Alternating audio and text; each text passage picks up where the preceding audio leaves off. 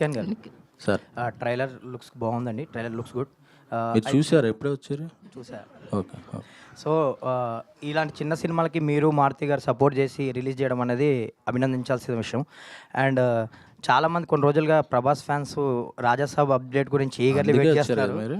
So అంటే ఏంటి, కొంతమంది ఏమో హీరో అప్రూవల్ లేదు, ఇంకా అప్రూవల్ కావాలంటున్నారు. కొంతమంది దేనికి ఏమో సినిమాకా?